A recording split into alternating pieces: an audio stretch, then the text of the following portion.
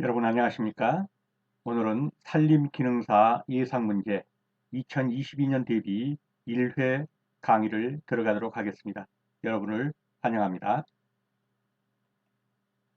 그러면 문제로 들어가 보도록 하겠습니다. 1번입니다. 인공조림과 비교한 천연갱신의 특징이 아닌 것. 묻는 것은 뭡니까? 인공조림과 비교했을 때 천연갱신의 특징이 무엇인지를 알고 있는가를 묻고 있습니다. 그럼 인공조림은 뭡니까? 사람이 인자죠. 공들여서 조림한 것입니다. 천연갱신은요. 사람이 공들이지 않고 저절로 씨가 떨어져서 싹이 나고 자라는 것입니다. 그러면 인공조림은 한 번에 인부들 풀어가지고 산에다가 많은 나무를 심죠. 그렇게 되면은 동일한 나무들을 쭉 같이 심기 때문에 어떻습니까? 목재가 균일하겠죠. 근데 천연갱신은요. 예, 나고 싶을 때 나고 자라고 싶을 때 자라고 자기 혼자 그랬더니 들쭉날쭉할 겁니다. 목재 전체가요. 나무 전체가. 그렇지만 어떻습니까? 인공조림은 똑같이 2년생 소나무를 산 전체에다가 인부들 풀어서 한 달 동안 심었습니다. 가뭄이 왔다. 어린 나무들이 못 견디죠. 죽으면 다 죽어버릴 수가 있겠죠. 조림 실패 위험이 크죠. 그러나 천연경신은 어떻습니까? 예, 날 때 나고 제가 자라고 싶을 때 자라고 해서 어떻습니까? 들쭉날쭉하다는 것은 다른 말로 해서 가뭄이 와도 죽을 놈은 죽지만 그렇지 않은 놈은 살겠죠. 조림 실패 위험이 적게 되겠죠. 천연갱신은요. 인공조림은요. 인부들 풀어서 한 달 동안에 다 심어버렸습니다. 숲 조성에 기간이 짧겠죠. 그러나 천연갱신은요. 자기 혼자 나고 싶을 때 나고 자라고 싶을 때 자라니까 숲 조성에 시간이 걸릴 겁니다. 생태계 구성원에도요. 천연갱신은 유리하겠죠. 조금 더 자란 놈, 덜 자란 놈, 각양각색으로 구기 갖췄죠. 인공조림은 한꺼번에 확 심어버렸기 때문에 생태계 구성에 있어서는 그렇죠. 보호에 유리하지는 않겠죠. 자, 그렇게 본다면 답은 어떻습니까? 그렇습니다. 천연갱신의 특징이 아닌가 그랬으니까 이 세 가지는요. 천연갱신의 특징이죠. 조림 실패 위험이 적다, 숲조성에 시간이 걸린다, 생태계 구성원 보호에 유리하다. 그런데 생산된 목재가 균일하다. 이거는 뭐의 장점입니까? 그렇습니다. 인공조림입니다. 인부들 풀어서 한 번에 2년생 소나무 싹 심어버렸으니까 목재가 자라도 똑같이 균일하게 자라겠죠? 이해가 되셨습니까? 자, 인공조림, 목재를 생산하기 위해서 가치가 작은 나무를 정리하고 그곳에 가치가 큰 나무를 심고 가꾸어 뭡니까? 규격이 비슷한 목재, 목재가 일관된다는 거죠. 목적으로 살림을 조성하는 거. 근데 천연갱신은요. 기존의 인분에서 자연적으로 종자가 떨어져 사람 인공들이 필요가 없죠. 자라나게 하거나 인목 자체의 재생력 등으로 새로운 산림이 조성될 수 있도록 하는 것. 그러니까 인공조림의 특징은 규격이 비슷한 목재를 생산하지만 단점으로는요. 재해를 입으면 한꺼번에 실패할 수가 있다. 또 인공조림의 장점은요.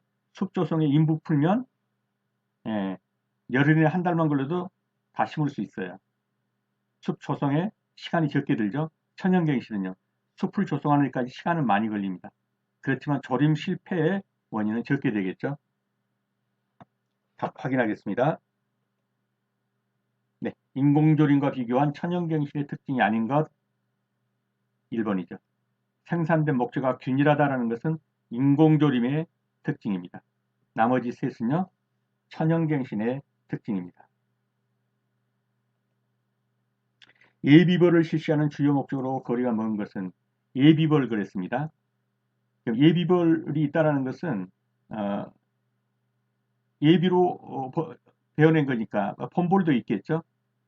그래서 예비벌은 주로 숲에서 20 내지 30% 정도의 나무를 먼저 베어내는 것을 예비벌이라고 합니다. 그래서 예비벌이 주로 가는 것은 예비벌 그래서 마지막에 후벌까지 가는 이 3법에서 계상되는 것인데 여기서는 어떻든 예비벌은 20 내지 30%의 나무만 베낸다. 그러면 빽빽하던 나무들이 이제는 듬성듬성하겠죠. 자 그렇게 했을 때 이제 베어놓은 나무를 그 밑으로 반출을 합니다. 어떻습니까? 개벌이라는 것은 뭡니까? 개벌은 다 베버리는 거예요. 그러면 벌제목 반출하는 데는 용이하겠죠. 걸리는 나무가 없으니까요. 근데 예비벌은 드문드문 이렇게 베놨기 때문에 여기에 이 나무를 이 베놓은 것들을 이쪽 밑으로 운반하려고 하면 이런 나무들이 걸리적거리겠죠. 그래서 벌제목 반출이 용이하다는 건 틀린 겁니다. 그렇지만 이런 예비벌을 해놓으면 어떻습니까? 여기에 있던 울창한 다른 나무들을 다 베버렸기 때문에 이 모수, 즉 어미나무가 결실하는 데는 촉진이 되겠죠. 열매는 튼실하게 맺겠죠. 또 밑에 이런 부식질이 있죠. 근데 이런 나무들이 가로막고 있다가 이런 나무들을 베버리니까 뭐 어떻습니까? 여기에 통풍이 잘 되고 햇빛이 쬐겨서 부식질을 분해하는데 촉진하는데 분해를 촉진하는데 유리하겠죠. 그러면 이 밑에 있던 나무들이 이제는 햇빛을 보게 됐어요. 왜냐하면 예비벌을 하면서 옆에 있던 나무들을 베버렸으니까 햇빛을 보면서 어린 나무들이 자라는데 적합한 환경 조성을 할 수 있겠죠. 그래서 예비벌을 실시하는 주요 목적으로는 단전목이 그렇죠. 여기에 있는 이 나무가 결실을 하기 좋게 하는 것. 그 다음에 이 밑에 있는 부식질들이 옆에 있는 나무들을 베버림으로 인해서 예, 통풍이 되고 이 분해를 촉진하는데 이롭고 어린 나무가 발생하는데 어린 나무가 자라는데 적합한 환경 조성을 해주고 그렇지만 벌제목을 된 나무를 밑으로 운반하는 것은 밑에 있는 나무들이 걸리적거려서 개벌 다 베버린 거예요.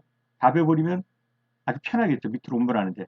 예비벌은 듬성듬성 나무들이 있기 때문에 여전히 불편하다. 그렇게 보시면 되겠습니다.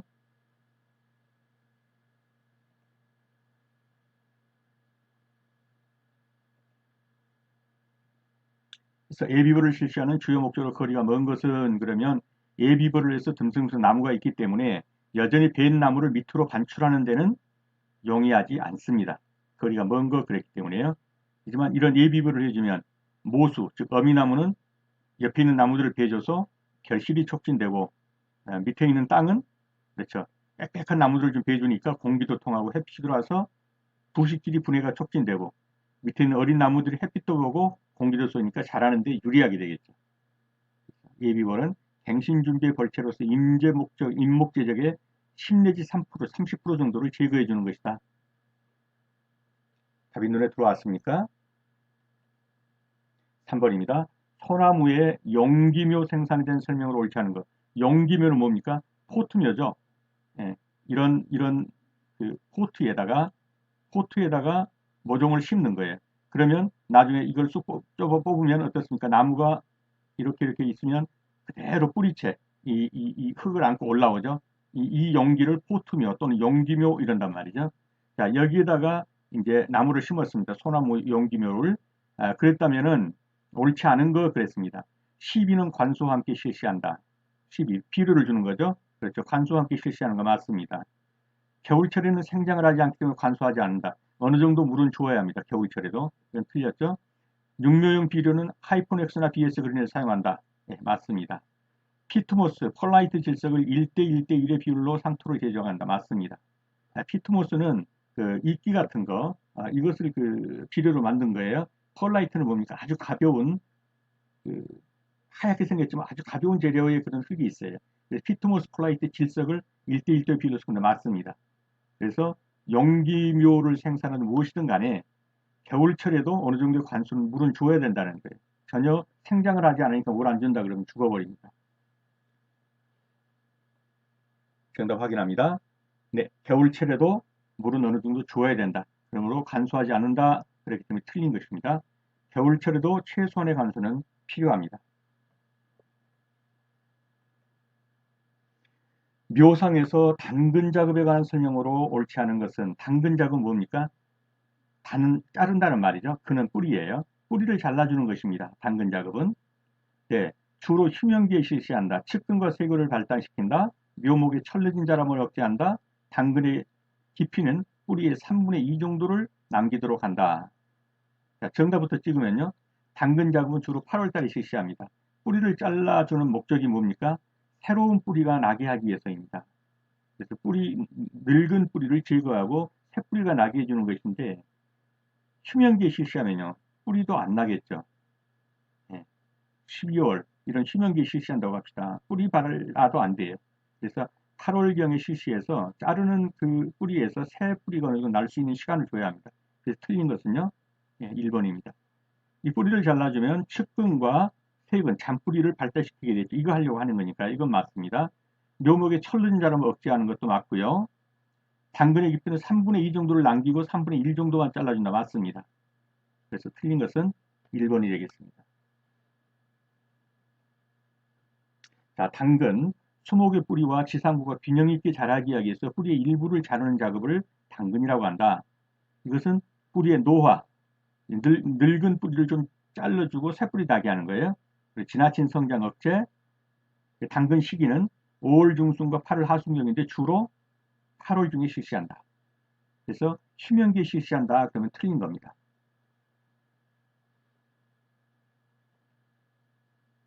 자, 당근의 모습입니다. 이런 식으로 약 30cm 정도로 파고 들어가서 뿌리의 3분의 1 정도를 잘라주는 거예요. 여기서 이제는 뭡니까? 새뿌리가 나게 하는 거예요. 새뿌리가. 이런 데서. 그래서 이 뿌리의 노화를 방지하는 것으로 당근을 해주는 겁니다. 그래서 틀린 것은요. 휴면기가 아니라 8월경에 실시한다. 매년 결실하는 수종은 그랬습니다. 정답부터 찍으면 오리나무입니다. 소나무, 자작나무, 아카시나무는 어떻습니까? 소나무, 자작나무, 아카시나무는 경년입니다. 경년 결실합니다. 오리나무는 매년 결실합니다. 이게 좀 시험에 자주 나오는데 잘 안 외워질 수 있죠. 오리가 어떻습니까? 철새죠. 매년 겨울이면 옵니다. 그래서 잘 생각 안 나면 매년 결실하는 거, 아, 오리는 겨울만 되면 철새로 날아오더라. 그래서 매년 결실하는 거, 오리나무. 그렇게 알아두시면 되겠습니다. 소나무, 자작나무, 아카시나무, 경년입니다. 오리나무, 네, 오리는 매년 겨울철마다 오니까 매년마다 그렇게 기억해 주십시오. 6번입니다. 유령님에 대한 무육작업으로 적합한 것은 유령님이 뭡니까? 유치원 할 때 유자죠. 령, 연령할 때 령. 나이가 어린 나무. 그러니까 새나무, 뭐라고 해야 되나요? 새싹나무? 어떻든 이런 나무에 어린 나무를 무육작업이라는 건 뭡니까? 무는 애무할 때 무자예요. 쓰다듬을 무. 그러니까 어린 나무에게 잘 자라 잘 때 쓰다듬어 주는 것 같은 어린 나무가 잘 자라도록 도와주는 이런 거예요. 그걸로 적합한 거 그랬어요. 어린 나무 아직 어려가지고요. 예, 소나무 저기를 이렇게 심었다고 합시다. 그럼 이 가지가 작은 거 몇 개 나왔어요. 이 어린 나무에서 가지치기 할 게 있겠어요? 이 성숙목이 됐을 때 가지치기 하는 거예요. 그래서 유령님에서 가지치기는 다 틀린 거예요. 예, 유령님에서는 가지치기가 있을 수가 없어요. 그 다음에 유령님 이런 거 몇 그루 심어놨는데, 예, 이런 거 잘 자란 거 몇 그루 심어놨는데, 여기서 간벌할 게 있겠어요. 이게 좀 자란 다음에 솎아주기, 간벌을 하는 것이지. 그러니까 유령님에 대해서는 가지치기와 간벌은 다 틀린 거예요. 그러면 가지치기 틀렸고, 간벌 틀렸고. 그 맞는 것은 3번이죠. 이 유령님이 있으면 주위에 풀베해줘야 돼. 풀베해줘야죠. 이 유령님을 덮으려고 하는 덩굴 같은 거 제거해줘야죠. 예, 햇빛 들어와야 되니까. 그래서 덩굴치기하고 풀베기. 이거는 유령님에 대해서는 무육작업. 잘 자라도록 도와주는 거예요. 쓰다듬으면서, 애모하면서. 그래서 풀베기와 덩굴치기가 정답이 되겠습니다. 그러나 성숙목은 어떻습니까? 가지치기도 해주고 간벌도 해줘야겠죠. 이건 성숙목이에요. 그러나 무육작업은 여기 한번 읽어보시면 지금 설명드린 내용이에요. 그래서 정답은 3번이 되겠습니다. 다음은 무육작업과 관계있는 작업으로 나머지 세 건은 구별되는 것. 자, 무육작업이 뭐라고 그랬어요? 어린 나무를 잘 쓰다듬어 주면서 잘 자라게 하는 것. 이 나무가 잘 자라게 하는 것. 이렇게 보시면 돼요. 나머지 세 건은 구별되는 것. 자, 개벌은 뭐예요? 싹 빼버리는 거예요. 이건 계속 나오니까 알아두셔야 합니다. 민둥산으로 나무를 다 베버리는 거예요. 3번은요. 뜨문뜨문 남겨놓고 되는 거예요. 이 산자는 이 나무가 이렇게 생겼다면 이 산자는 우산산자가 이렇게 생겼단 말이에요. 그래서 이런 나무를 뜨문뜨문 남기고 베버리는 거 이것을 산벌 작업이라고 그래요. 택벌 작업은요. 숲 전체를 이렇게 보는데 여기에 이렇게 자라는 성숙목들이 좀 있어요. 이런 것만 택해가지고 걸치하는 거예요. 그러면 숲 전체가 이러한 모양새를 갖추겠죠? 예, 이것을 택벌 작업이라고 해요. 재벌 작업은 뭐예요? 숲이 어우르기 전에 나무가 이제 어느 정도 자라는데 자라는 꼴을 보니까 이 나무들이 이렇게 이제 자라고 있어요. 자라고 있는데 자라는 꼴을 보니까 이 나무는 제대로 자랄 것 같지가 않아요. 이것은 재해버리는 거죠. 예, 이런 나무는 도저히 이건 제대로 못 자겠다. 이런 것을 잘라버리는 거. 이걸 재벌 작업이라고 해요. 그래서 이렇게 보시면 이거는 나무가 울창하게 된 이후에 예, 울패 작업이라고 그러죠. 울창하게 된 이후에 하는 것이고 이 재벌 작업은요. 울창하기 전에 어릴 때 하는 거예요. 그래서 무육 작업과 관계 있는 것은 즉 울창한 이 성숙목이 됐을 때 이런 거 하는 거죠. 전체를 베어버리거나 잘 자란 놈이는 택벌하거나 삼벌하거나. 근데 재벌 작업은요. 어린 나무에서 제대로 못 자랄 나무 같은 것을 재해버리는 거. 이걸 재벌 작업이라고 하는 겁니다.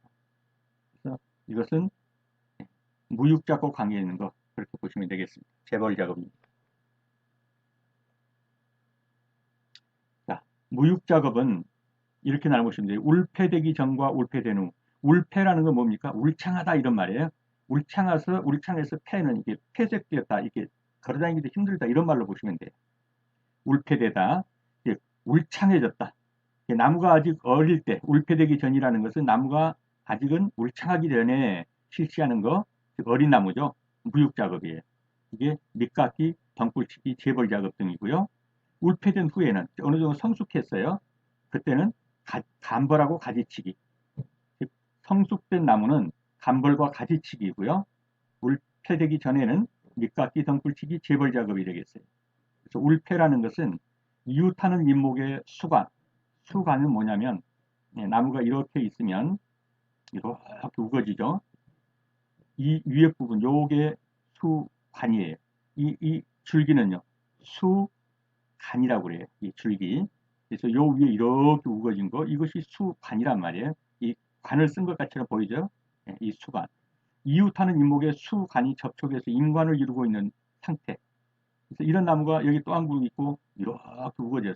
이 밑으로는 다닐 수 있겠죠. 그래서 이 우는 어떻게 수간이 울창해요. 이것을 울패라고 하는 거예요. 이해가 되셨습니까? 자, 산벌 작업 그랬어요. 산벌 작업. 아까 말했죠. 이 우산산자를 보십시오. 나무가 이렇게 있으면 한 그루가 이렇게 서 있는 것처럼 보이죠? 이게 우산처럼요. 이 산자를 보십시오. 그래서 이런 나무들을 좀 남겨놓고 다 베어버린 건데 여기서 어디서 나오냐면 예비벌, 하종벌, 후벌에서 나와요. 그래서 맨 처음 예비벌을 할 때 이렇게 이런 나무들을 남기고 나머지 이런 가운데 있는 것들을 베어버리는 한 30% 정도를 베어버리는 거예요. 이것을 예비벌이라고 해요. 예비벌. 그 다음에 이제 이렇게 되면 이 나무들이 결실이 좋아지겠죠. 그래서 이 나무들이 떨어져서 씨가 나고 날려서 씨가 나도록 또 몇십 프로를 베줘요. 이것을 뭐냐면 하종벌이라고 해요. 지금 나무가 씨가 아래하 정자종, 정자가 밑으로 떨어져서 나게 할 수 있도록 나무들을 좀 더 베주는 거예요. 이걸 중간에 있는 하종벌. 자, 이렇게 해서 이제 이 어린 나무들이 자라고 있어요. 이제 이런 데서 자라고 있으면 어느 정도의 이 바람도 막아주고 할 때까지는 여미나무를 두는 것이죠. 햇빛도 조금 막아주고요. 그렇지만 이 나무들이 어느 정도 자라서 더 이상 어미나무의 보호가 필요 없을 때 마지막으로 베어버리는 거. 이걸 후벌이라고 해요. 마지막으로 베어버린 거. 이 예비벌, 하종벌, 후벌을 다 하는 이런 단계를 우리가 가르쳐서 삼벌이라고 합니다. 택벌 작업은 아까 본 것처럼 하나의 숲을 전체를 모양을 이런 상태로 유지하고 싶은데 이 중에 한 나무들이 이렇게 너무 자라서 이제 성숙된 나무들이 이렇게 올라오단 말이죠. 이것만 택해서 헐채를 해버리는 거예요. 그러면 숲 전체가 일정한 모양을 유지하겠죠. 이것을 택벌 작업이라고 하는 거예요.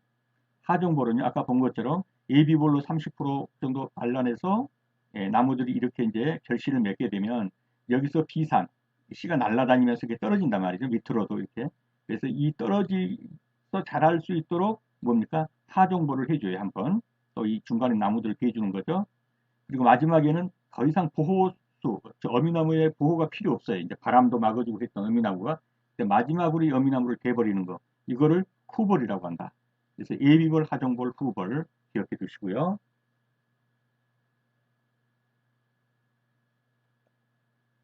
자, 그래서 무육 작업과 관계 있는 작업으로 나머지 세 과는 다른 것은 그러면 아까 봤던 것처럼 이거는 다 자란 나무, 성숙된 나무에서 다 베버리는 거, 뜨문뜨문 베는 거, 예, 숲 전체 모양을 고려해서 이렇게 다 자란 나무만 택해서 베버리는 거예요. 택벌 작업. 재벌 작업은 어린 나무가 이제 제대로 못 자랄 나무 같은 거 이런 걸 재버리는 거. 그래서 이것은 아직은 울패되기, 숲이 울창해지기 전에 하는 것 이렇게 보시면 되고, 이거는 나무들이 자라 숲이 울창하게 된 다음에 하는 것. 그래서 구별되는 것, 그러면 재벌 작업이 되겠습니다. 나머지는 한번 읽어보시고요. 예비벌, 하정벌, 후벌에 의해서 갱신되는 작업법은 좀 전에 보았죠? 무엇이라고요? 네, 그렇습니다. 산벌 작업이죠. 택벌 작업은 숲 전체 모양새를 고려해서 웃자란 놈 이런 것들을 제거해 숲 전체를, 예, 이건 성숙된 나무죠. 이런 걸 이제 목재로 팔면 되겠죠. 이 숲 전체를 이렇게 관리하는 거. 개벌 작업은 아예 민둥산으로 다 베버리는 거. 민둥산으로 다 베버린 거. 모수 작업법은요. 드문드문 어미나무만 남아둔 거예요. 예, 어미나무만 놔둬가지고 여기서 씨가 떨어져서 이 산에서 이렇게 자라게 하는 거. 이걸 모수 작업법이라고 하는 거예요.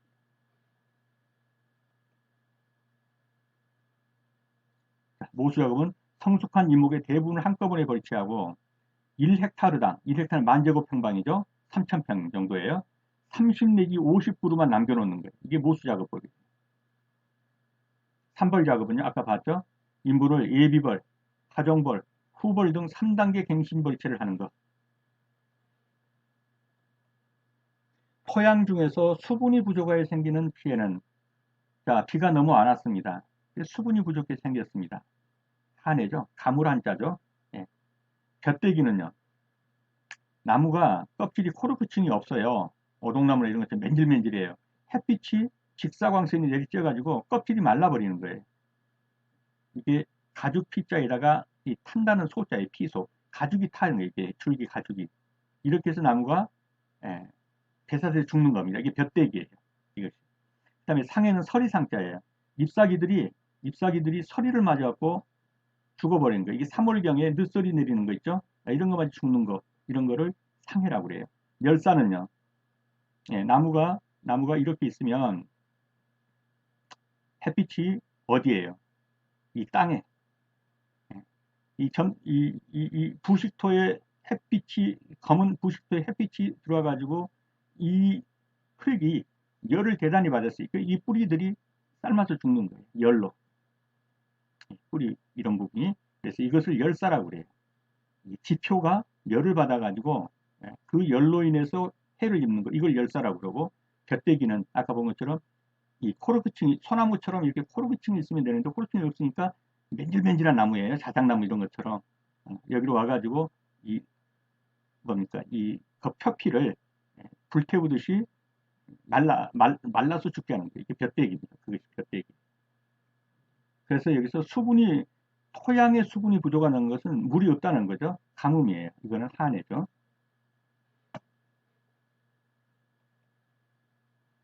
이 내용을 한번 읽어보시기 바랍니다. 토양 중에서 수분이 부족해 생긴 피해는, 네, 한해이고요. 병원체의 감염에 의한 병진 중 변색에 해당되는 것. 자, 잎이 다른 색상으로 변합니다. 변색. 정답부터 찍으면 그렇습니다. 모자이크입니다. 오갈병은요, 잎이 오그라드는 거예요. 총생은요, 병은 아니에요. 마디 사이가 너무 짧아가지고 꼭 그 한 마디에서 여러 개의 가지가 난 것처럼 보이는 게 이게 총생이에요. 정답은 3번이 되겠습니다. 자, 총생은 잎차례에서 마디와 마디 사이가 짧아가지고 한 자리에서 여러 개의 잎이 나오는 것처럼 보이는 거, 이걸 총생이라고 그러는 거예요. 모자이크는 원래 뭡니까? 이 성당이나 이런 데 유리에 그 모자이크 처리한 거 있잖아요. 알록달록한 거.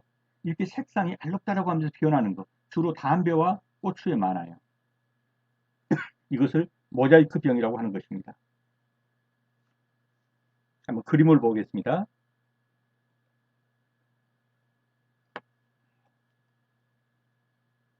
자, 총생은 단풍나무를 보세요.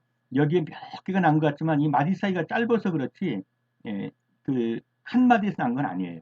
이렇게, 예, 한 군데 난 것처럼 보이는 걸 뭉쳐나기라고 하죠. 이걸 총생이라고 해요. 모자이크병은 여기서 보시는 것처럼 이 색상이 변하면서 알록달록한 거 있어요. 예. 이게 모자이크가 알록달록한 거죠. 그래서 이걸 모자이크병이라고 그러는 거예요. 고추와 담배에 주로 많죠. 오갈병이라는 거 보시는 것처럼 사진을 보니까 잎이 오그라드는 거예요. 그래서 색상이 변한다 그러면 모자이크병, 잎이 오그라든다 그러면 오갈병 이렇게 보시면 되겠습니다. 정답은 모자이크입니다. 2헥타르의 조림지에 밤나무를 4 곱하기 4, 즉 16제곱평방의 한 나무씩을 심는단 말이죠. 그럴 때 필요한 묘목수는 1헥타르가 얼마입니까? 10,000 제곱평방입니다. 그러니까 2헥타르면요. 20,000 제곱평방이에요. 그런데 밤나무를 4 곱하기 4 그러면 4 곱하기 4니까요. 16제곱평방이죠? 4, 4, 16. 자, 2만 평방에다가 16평방에 하나씩을 나무를 심는다 그러면 2만 나누기 16이죠. 그러면 몇 번을 심느냐 이게 나오겠죠. 번수가요. 그래서 나눠보면 무목수가 얼마가 나오는지는 거기 그 시험 볼 때 전자계산기가 그 컴퓨터 안에 있단 말이죠. 그걸로 나눠보시면 나올 거예요. 예, 이거는 나누니까 1250본이랍니다. 그래서 2헥타르니까 2만 제곱평방이고 밤나무가 4 곱하기 4면 16제곱평방에 한 나무씩 심는 거예요. 그래서 2만을 16으로 나누면 1250본 이렇게 계산됩니다. 12번입니다. 바람에 의하여 비화하는 현상은 비화가 뭡니까? 나를 비자 불화자예요. 불똥이 날아가서 번지는 거예요. 산불이. 많이 발생하는 거. 수관 아까 봤듯이 나무 줄기가 이렇게 있으면 이렇게 나무가 이렇게 우거지죠. 요 부분이 수관이에요. 요 줄기는 수간이에요. 요 부분은요 지표예요. 요 속은요 지중이에요. 자, 이쪽 숲에서 났던 풀이 불똥이 튀겨가지고 여기에 붙었어요. 어디에 붙을까요? 가지에 붙을까요? 이 지표에 있는 낙엽에 붙을까요? 요에 붙겠죠? 수관에 붙겠죠? 그래서 가장 많이 발생하는 것은 수관화. 이 화는 불화자란 말이에요. 불화자. 즉, 여기에 붙는 불, 수관에 붙는 불, 여기에 이렇게 붙는 불. 그래서 수관화예요. 요 줄기에 붙는 건 수간화가 되겠죠. 여기 있는 낙엽에 붙는 것은 지표화가 되겠죠. 땅속에 불이 붙겠어요? 이거는 말도 안 돼요. 그래서 여기서는 수관화입니다.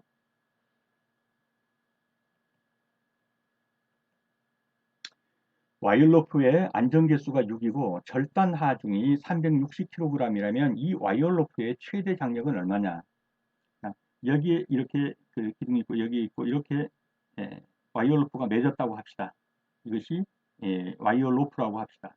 그러면 이 로프가 그 장력이란 건 뭐냐면 늘어나는 것 이렇게 보시면 돼요. 쉽게 이해를 쉽게 하기 위해서 늘어나는 것 최대 장력 여기다가 예를 들면은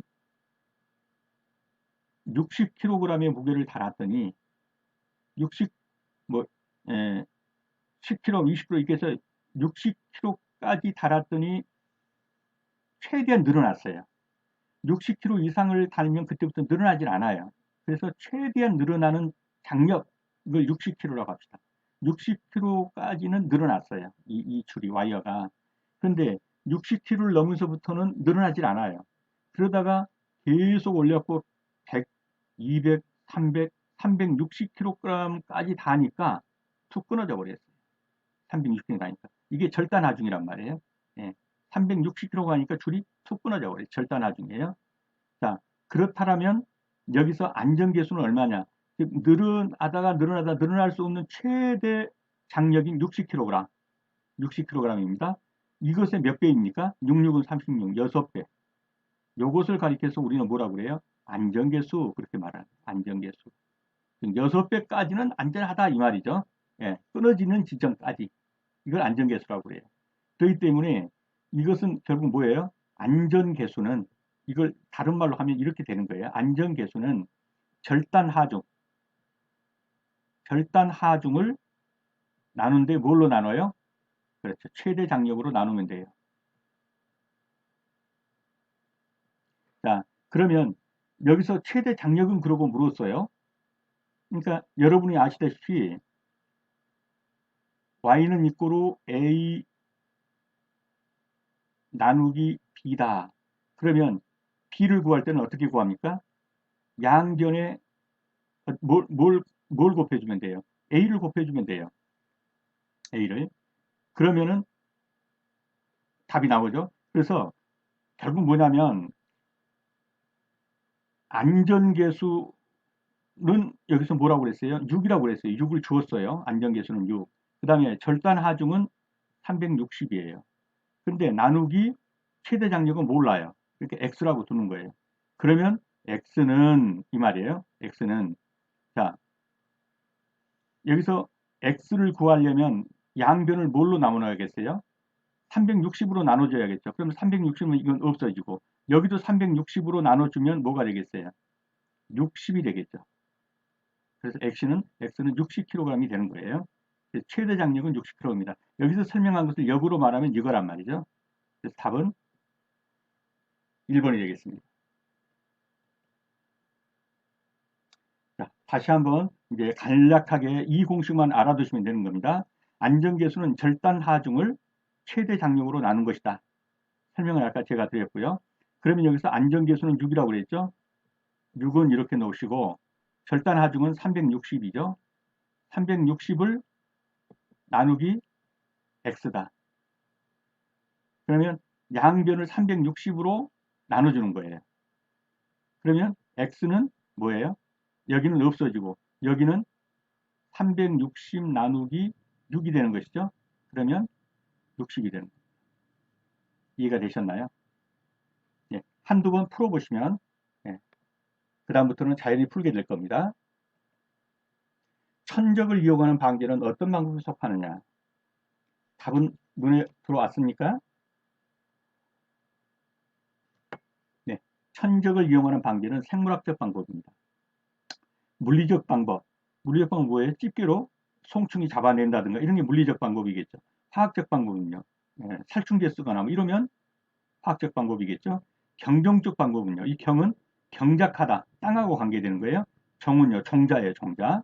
그래서 이 땅에 어떤 짓을 하거나 이 종자에다가 어떤 짓을 하거나 즉 해충을 방지할 수 있는 어떤 조치를 하는 거예요. 땅에다 하거나 종자에. 이것을 경정적 방법이라고 그래요. 여기서는 천적을 이용하는 거니까 생물학적 방법이에요. 예, 그 해충을 잡아먹는 다른 어떤 것을 이용하는 것이죠. 그래서 천적을 이용하는 방제, 생물학적 방법. 경종은 좀 전에 제가 설명드렸으니까요. 한번 읽어보시기 바랍니다. 다음 중 원목 지분제용 장비가 아닌 것은 원목 지분제용이 뭐예요? 이 집은 이 집게 모은다는 말이죠. 운제라는 것은 뭐예요? 재료를 운반한다는 거예요. 그래서 원목을 찝어서 운반하는 거 이것을 원목 지분제용이라고 해요. 이 장비가 아닌 걸 그랬어요. 정답부터 고치면요. 펠러번처입니다. 펠러번처는 뭐예요? 찝고 벌목하는 거예요. 나무를 베는 것입니다. 포워더, 소형 집재용차, 집재용 트랙터는 다 원목을 운반하는 장비입니다. 자, 펠러번처는 벌목과 집적 기능을 가진 다공정 처리 기계이다.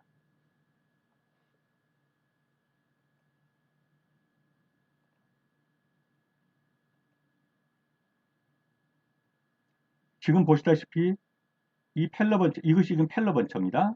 이 펠러번처가 위에 나무를 찝고 밑에서는 뭐합니까? 베버리는 거예요. 여기서. 벌목하는 겁니다. 위를 찝고 밑에서 베버리는 거. 이걸 펠러번처라고 해요. 벌목용이죠. 포워드는 보시다시피 잘 안 보이시나요? 여기에 이렇게 나무들을 집지해서 운반하는 거예요. 쉽고 트랙터도 마찬가지고 그래서 포워더 뭐 운반용 트랙터 이런 것들은 다 원목 집재용 운반용이에요. 그런데 펠러번처는 벌목용이다. 밑에 여기가 톱이 있어가지고 이 나무를 여기 위에서 찝고 여기서 찝고 밑에서 베버리는 거예요.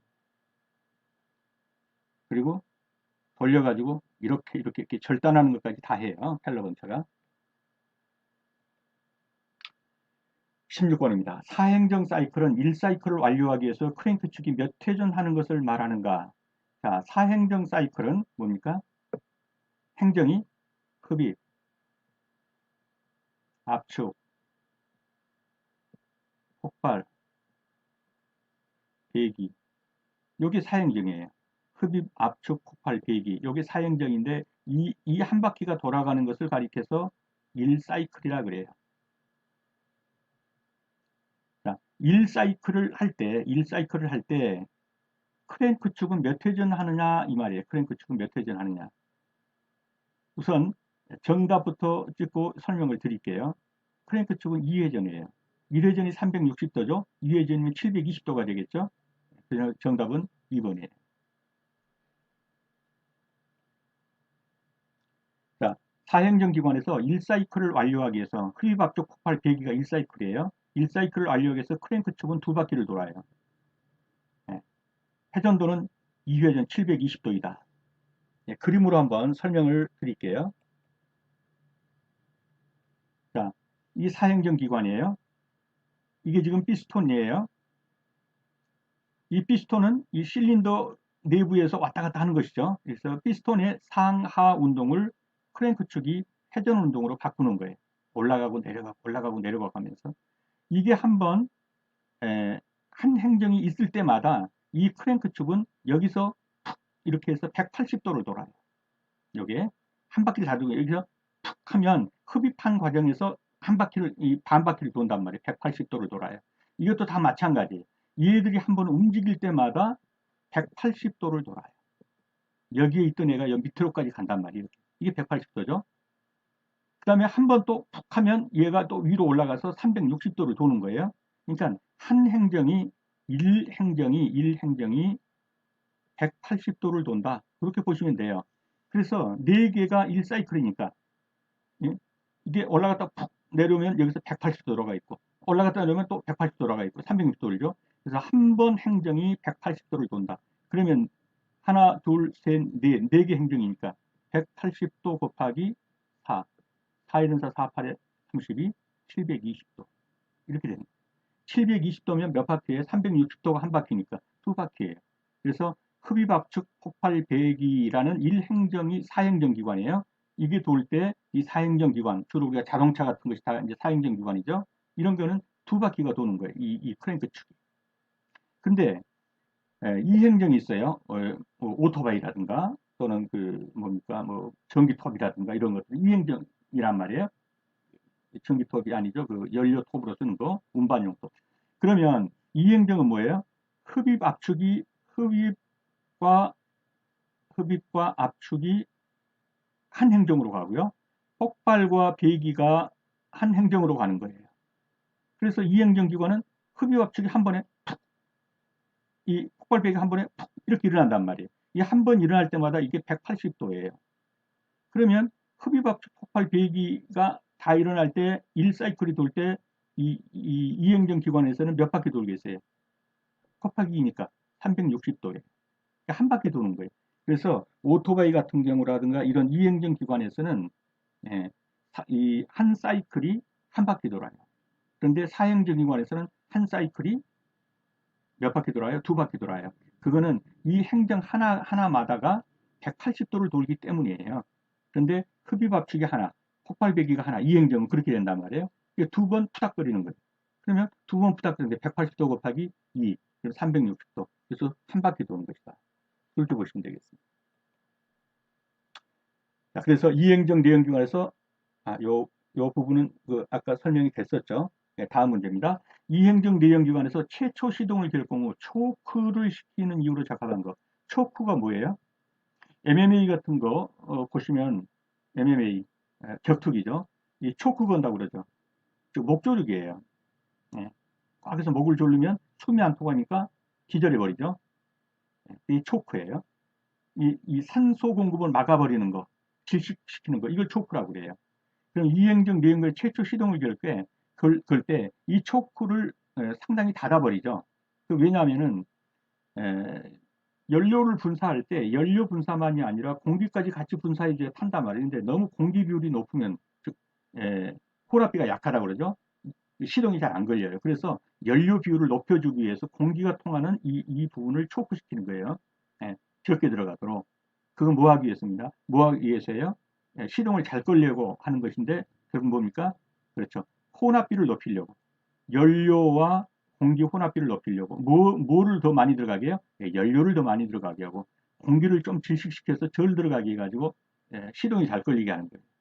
그래서 이행정 내연기관에서 최초 시동을 초크시키는 이유로 적합한 것은 연료와 공기 혼합비를 높여서 시동을 잘 걸리게 한다. 즉 연료가 많이 분사되고 공기가 좀 적게 들어가게 하기 위해서 초크, 약간의 질식사 하는 것처럼 공기의 유입을 막아준다. 이렇게 보시면 되겠습니다. 초크, 흡입되는 공기를 차단해서 흡입되는 연료량을 많게 흡입하기 위해서 시동이 잘 걸리도록 하는 장치이다. 이해가 되셨습니까? 18번입니다. 이 행정기관을 사행정기관과 비교했을 때 이 행정기관의 특징에 대한 설명으로 틀린 것은 일단 이 행정기관 오토바이라든가 예, 또는 그 뭡니까 이동용 톡 같은 거 한번 생각해 보시면 배기음이 엄청 높아요. 딸딸딸하고요. 그다음에 고속으로 돌아요. 연료 그 안으로 오일이 많이 들어가기 때문에 희석되기 때문에 오일 소비가 커요. 그러나 동일 배기량에 비해서 이행정기관이 출력은 커요. 고속으로 돌아서 저속 운전이 곤란하다. 그래서 휘발유 오일 소비가 크다. 이건 다 맞아요. 이행정기관에서 동일 병역의 출력이 크다. 이것도 맞습니다. 저속 운전이 곤란하다. 이것도 맞습니다. 배기음은 사행정기관에 비해서 여기서는 이행정기관의 특징이죠. 오토바이 딸딸이라고 하죠. 소위 말해서. 배기음은 높다. 그럼 낮다 그랬으니까 틀린 것이죠. 여기에 이행정과 사행정과 이행정을 좀 비교를 해놨습니다. 이 표를 한번 전기시키고 보시면 이해가 될 겁니다. 그래서 이행정은 배기음이 크고 고속 회전한다. 그 정도. 이 표는 꼭 한번 봐두시기 바랍니다. 그래서 배기음이 낮다 그랬으니까 틀렸고요. 19번입니다. 20개의 병을 사전에 예방하기 위해서 실행하는 방법 중에서 틀린 것은 돌려짓기, 윤작을 한다. 맞습니다. 묘목의 검사를 철저히 한다. 맞습니다. 작업기계 소독 철저히 한다. 맞습니다. 가능한 한 같은 장소에 이어짓기 연작을 한다. 아니 틀렸죠. 네. 올해도 그 자리다 고추농사, 내년에도 그 자리다 고추농사, 그 다음에도 고추농사. 그러면 고추에 피해를 많이 입히는 그런 병충해가 있어요. 이러한 병충해들이 밀도가 높아져서 안 돼요. 그래서 반드시 연작은 피해야 합니다. 올해는 그 자리에서 고추 심었으면 내년에는 상추 심고 이런 식으로 돌려짓기를 하는 것이 좋습니다. 그래서 연작하는 것은 좋지 않습니다. 답은 4번이 되겠습니다. 해충의 직접적인 구제 방법 중 기계적 방법에 속하지 않는 것. 자, 포살포는요. 이 포는 나포하다, 포획하다 그런 말이에요. 집게로 송충이 같은 것을 잡아내는 것. 이런 것을 포살이라고 그래요. 냉각은요. 차가운 공기에 약간 더운 공기에 차가운 공기에 이런 식으로 번갈아 가면서 죽여버리는 거. 이걸 냉각법이라고 그래요. 유살법은요. 유인해서 죽여버리는 거예요. 예, 그 불빛 보고 날아드는 불나방들. 그래서 강한 불빛을 쪼여가지고 그 밑에다가 이 기름바지 같은 걸 넣고 거기에 부딪혀 밑으로 떨어지면 죽이는 것. 또는 이렇게 나무가 있으면 이제 겨울철 돌아오기 전에 여기다가 이렇게 지프로 해서 이렇게 돌려준단 말이에요. 그럼 여기에 있던 이 벌레들이 동동이로 그러니까 이 땅속으로 들어가서 월동하려고 내려가다가 이 지피 있으니까 이 지프로 유인하는 거죠. 여기에 달라붙어 있는 거예요. 이게 땅인 줄 알고. 나중에 이 집만 풀어다 불태워버리는 거죠. 이런 걸 가리켜서 유인해서 죽인다 해서 유살법이에요. 소살법은요. 이런 장대에다가 이게 손뭉치 같은 거 묻혀가지고 이 소자는 소각할 때 불태운단 말이에요. 불태워주게. 여기다 기름 묻혀가지고 불 붙여가지고 이런 나무들에 여기 이런 데 붙어 있는 그 뭡니까 이런 병충해 깍지벌레 이런 데다가 이 소뭉치 갖다 대가지고 태워주기. 나무는 해를 안 입을 정도로 태우는 거죠. 이걸 소살법이라고 해요. 그러니까 직접적인 구제 방법이 아닌 것은 그러면 이런 기계 써서 그렇죠. 냉각법이 되겠죠. 이해가 되셨습니까? 자, 포살, 유살, 소살. 제가 조금 전에 말씀드린 손이나 집게 등을 이용해서 잡아 죽이는 것, 예, 또는 예, 뭐 이 철사 등을 이용해서 뭐 하늘소 같은 경우는 속에 숨어 있으니까 철사를 이용해 찔러 죽이고 뭐 이런 것들이 포살이에요. 유살은 유인해서 죽이는 거예요. 등화유살, 잠복소 유살법. 아까 말했죠. 여기다 이렇게 잠복소를 나무 밑에다가 이렇게 설치해 놓고 여기로 모여든 거 태워서 죽이는 거예요. 이게 잠복소 유살법. 그다음에 소살은 한번 읽어보시기 바랍니다. 예, 해충의 직접적인 구제 방법 중에서 기계적 방법에 속하지 않는 것. 이것은 뭐예요? 기계적 방법이죠. 뭐 집게로, 막대기로 유인해가지고 냉각법 아니죠. 답은 2번이 되겠습니다. 네, 수업하시느라 수고 많으셨습니다. 다음 시간에 다시 뵙겠습니다. 감사합니다.